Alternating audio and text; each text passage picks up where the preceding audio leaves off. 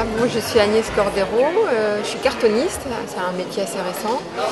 Je travaille à partir de cartons que je récupère dans les carrosseries ou dans les magasins de grande distribution.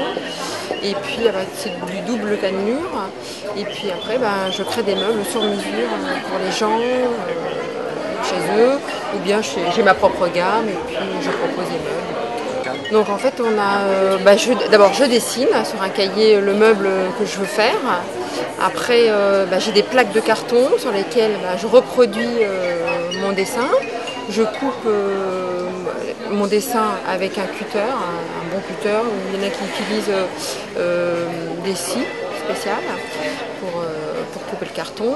Et puis après c'est un jeu de construction, alors tout dépend, il y a plusieurs méthodes. Il y a une méthode où je reproduis plusieurs fois la même forme et après je mets des traverses.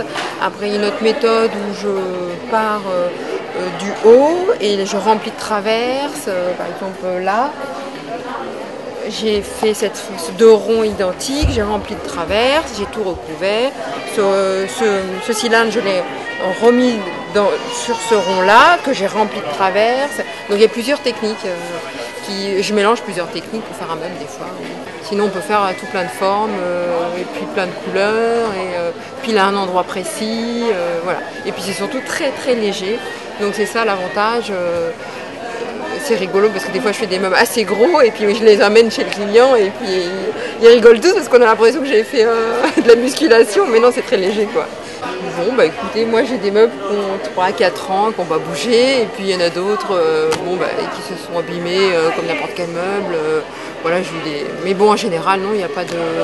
Si on en prend soin comme du bois, ça changera rien quoi. Maintenant si je fais une assise, faut s'asseoir dessus. Si je fais un guéridon, c'est pas fait pour s'asseoir. Voilà, on va pas s'asseoir. Voilà, ça reste la même règle que le bois, mais voilà. Bah oui, moi je pense que le carton c'est le meuble de l'avenir parce que ça vient de, c'est du carton qui est censé être jeté.